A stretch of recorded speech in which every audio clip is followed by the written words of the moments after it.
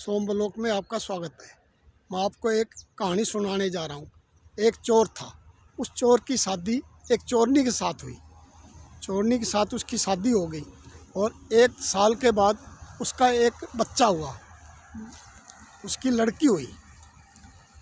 जैसे उसकी लड़की हुई तो पहले चोर और चोरनी इकट्ठे चोरी करने जाते थे। जब उनकी लड़की होगी तो चोरनी बोली, मैं चोरी करने नहीं जाऊंगी, अब आप चोरी करके लाओ तो ठीक है, नहीं तो छोड़ दो तो अच्छा है, क्यों हमारे घर में लड़की हो गई। जैसे लड़की हुई है तो उसको चोरनी को समझ आ गई, क्योंकि हम अब भी चोरी करेंगे तो कल को हमारा बच्चा भी चोरी करेगा, क्यों उसको भी वही शिक्षा मिलेगी।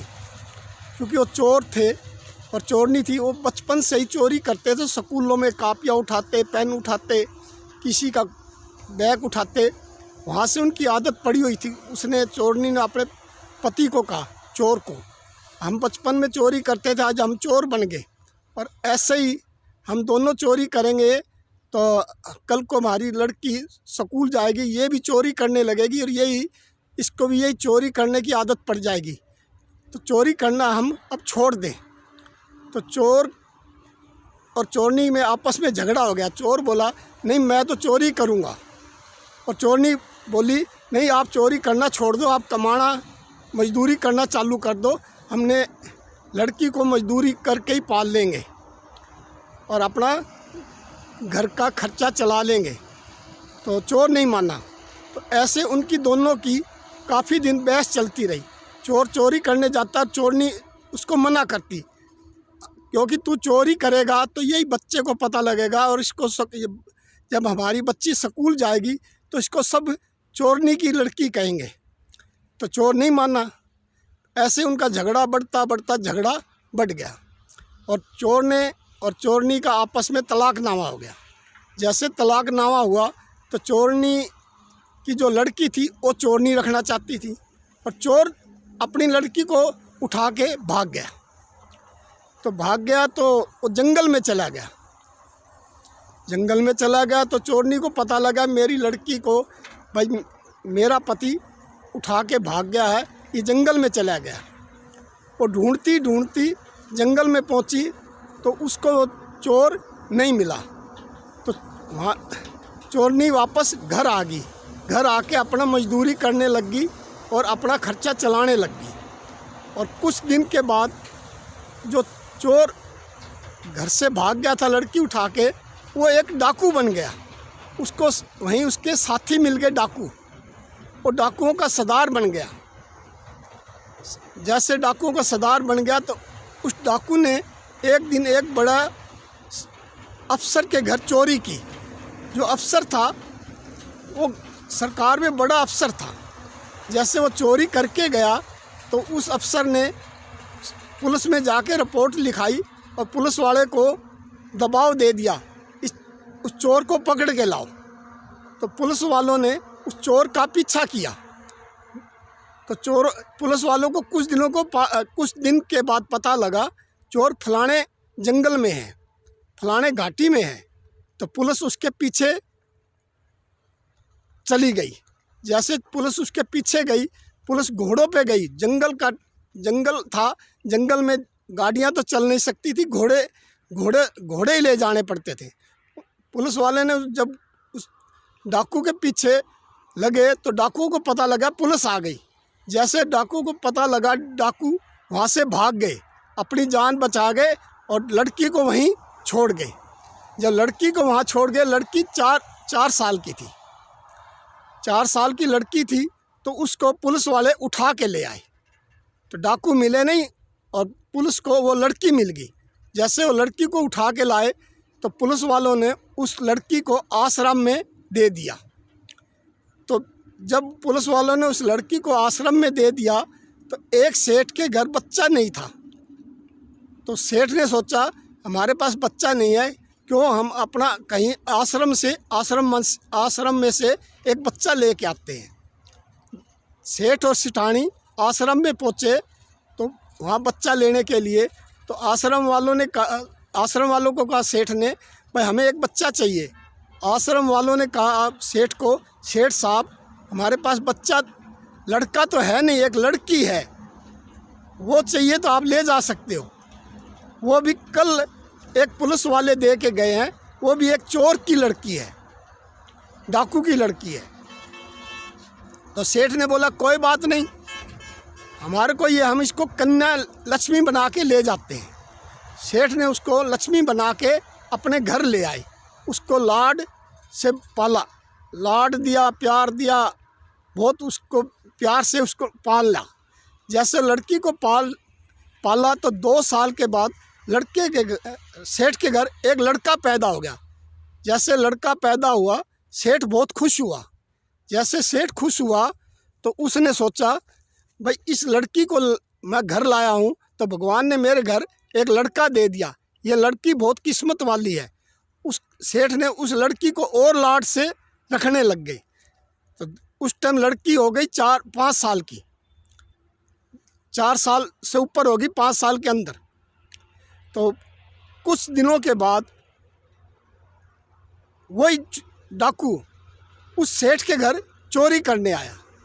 जैसे चोरी करने आया तो उस टाइम लड़की की उम्र 12 साल की हो गई थी।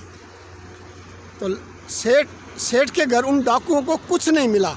उन्होंने इधर उधर ढूंढा तो उस सेठ के घर उनको पैसे गहने नहीं मिले। सेठ ने ऐसी जगह पे रखे हुए थे, वो किसी को ढूंढने से नहीं मिलते थे। तो चोर, जो डाकू था चोर, वो अपना, उन्होंने सोचा हमारे को पैसा गहना तो मिला नहीं, यहाँ एक चिट्ठी लिख के चले जाते हैं, अपनी लड़की को ले जाना और पैसे दे जाना, लड़की को ले जाना। तो वो चिट्ठी लिख के चले गए, उस लड़की को उठा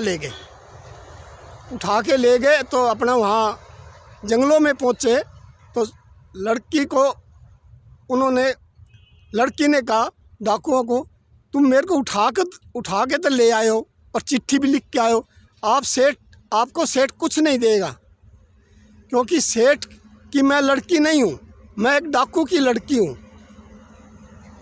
मेरे को तो सेठ ने लाड से पाला है और सेठ की लड़की होती तो वो मेरे को, तुम्हारे को पैसे दे के मेरे को ले जाता।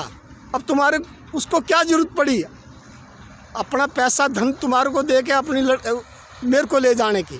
तो मैं तो डाकू की लड़की हूँ, डाकू के पास पहुँच गई हूँ। उस डाकू ने सुना भाई पुलिस वाले मेरी लड़की को उठा के ले गए, क्यों नहीं, ये मेरी लड़की हो सकती है। उसने, डाकू को समझ आ गई। डाकू ने सोचा मैं तो बहुत गलती कराया हूँ, मेरी लड़की को सेठ लाड पाड से पाल रहा था और अच्छी शिक्षा दे रहा था, इसको मैं उठा के बहुत गलती कर बैठा हूँ, क्यों नहीं मैं इसको सेठ के पास वापस कराऊँ। तो अपने वो आदमियों को बोला जो डाकू थे, इस लड़की को चलो हम सेठ के पास वापस दे के आते हैं।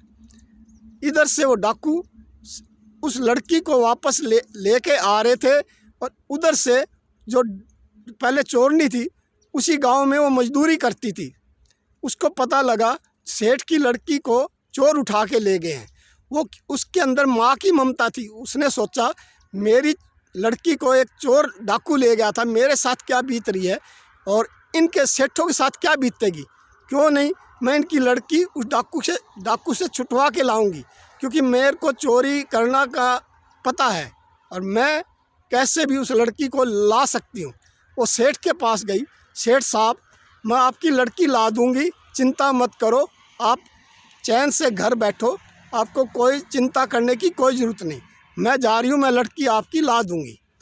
तो आपको किसी को पैसे देने की कोई ज़रूरत नहीं है और ना कोई चिंता करने की ज़रूरत है, ना पुलिस वाले को कुछ कहने की ज़रूरत है। तो सेठ बहुत खुश हुआ, बोला ठीक है हमारी तू लड़की ला दे, हम तेरे को इनाम देंगे। तो जैसे वो सेठ की लड़की को डाकू से लेने के लिए जा रही थी तो कुछ औरतें आपस में बैठ के बातें कर रही थी, कह रही थी ये सेठ एक कितना अच्छा इंसान है, भला मानस है, एक डाकू की लड़की को पालन पोषण से लाड से पाल रहा है और पढ़ा रहा है और इस अपनी उस लड़की के लिए जान देने के लिए, पैसा जदाद देने के लिए तैयार हो गया और उस लड़की को लाने के लिए उस जो वो डाकू की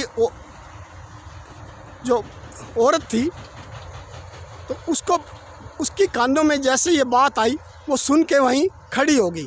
तो उनकी बातें सुनने लग गई।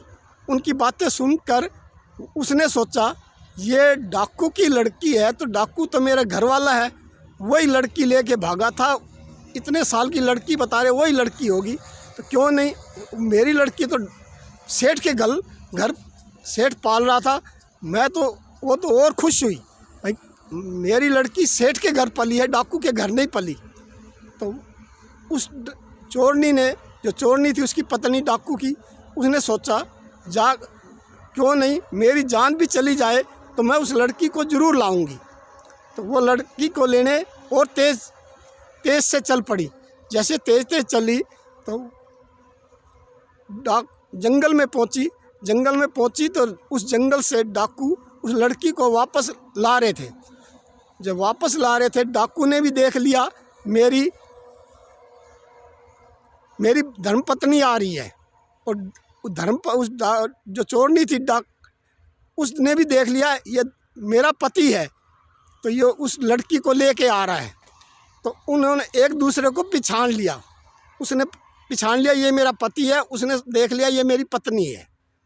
तो उन दोनों में आपस में पहले तो उस डाकू ने अपनी पत्नी से माफ़ी मांगी, मुझे माफ़ कर दे, मैंने कितनी गलती करी, इस लड़की को उठा के लाया, मेरी लड़की सेठ के पास पल रही थी, पालन पोषण अच्छा हो रहा था, फिर मैं इसको उठा के लाया, मैं बहुत गलती कर बैठा हूँ, तो मुझे माफ़ कर दे, आप ये लड़की ले जाओ और सेठ के घर दे दो।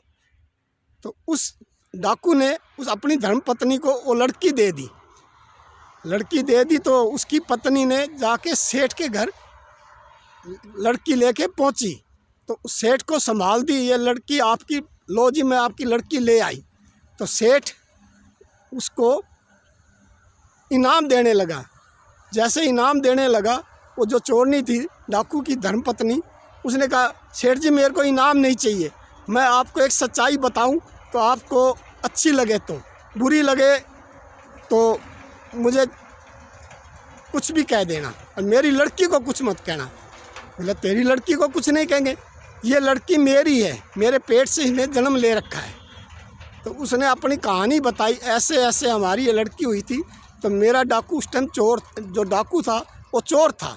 तो मैंने उसको समझाया, वो नहीं माना, मैंने तो चोरी करनी छोड़ दी, उसने डाके मारने चालू कर दिए। तो मैं इनाम अपनी लड़की को तुम्हारे के पास पहुंचाने का इनाम लूं तो भगवान क्या सजा देगा। मेरी लड़की तो आपने अच्छे पालन पोषण से पाल ली है, पढ़ाई लिखाई है, लाड किया है, तो मैं इससे ज़्यादा खुश और क्या हो सकती हूँ। तो सेठ ने कहा तू क्या करती है अब? बोला मैं मजदूरी करती हूँ। बोला तुझे मजदूरी करने की ज़रूरत नहीं है, हमारी भी ये लड़की है, तेरी भी लड़की है, तू भी इस लड़की के पास रह सकती है, तू मेरे घर ही रह सकती है, क्योंकि तेरे को भी लड़की मिल गई, हमारे को भी हमारी लड़की मिल गई। तो जो चोरनी थी डाकू की घरवाली वो और खुश हुई, देख सेठ कितना धर्म इंसान है, इंसानियत है इस सेठ के अंदर, इसने तो बहुत ही अच्छी इंसानियत दिखाई है। तो ये बात होते होते डाकू के मन में, डाकू से भी नहीं रुका गया, डाकू उसी सेठ के घर फिर वापस आया। सेठ के पास पहुंचा सेठ के पास, उसके चरणों में पड़ गया, सेठ जी मुझे माफ़ कर देना, हम आए तो थे चोरी करने, हम अपनी ही लड़की को उठा के चले गए थे, तो इसी लड़की ने हमारे को बताया ऐसे ऐसे बात है, मैं डाकू की लड़की हूँ और मेरे को सेठ क्यों पैसे दे के छुटवाएगा। तो मैंने सोचा ये डाकू की लड़की तो मेरी ही है, आपने कितना लाड से पाला, आपने डाकू की लड़की को पाला, आपसे इंसानियत लेनी चाहिए और शिक्षा लेनी चाहिए। आज के बाद ना मैं चोरी करूँगा, ना मैं डाके मारूँगा, मैं आप कहीं भी जितना भी मेरे पास धन है आप गवर्नमेंट के पास जाके उनका वापस दिला दो। मैं जहाँ जहाँ चोरी करके लाया था वो सारा धन मैं तुम्हारे को देता हूँ और पुलिस के पास ले जाके वापस करवा दो। वो अपना पूरा धन उठा के लाया था, सेठ के चरणों में रख दिया, सेठ जी मैंने जितनी भी चोरी की थी, जिस चीज़ की मैंने चोरी की थी, इनका धन वापस लुटा दो, मुझे और माफ़ कर दो। आज के बाद आपसे मुझे शिक्षा मिल गई, आपके अंदर जो इंसानियत है, ऐसी इंसानियत सबके अंदर होनी चाहिए। कैसी तो आपको ये वीडियो कैसी लगी, सोम ब्लॉग को फॉलो करो।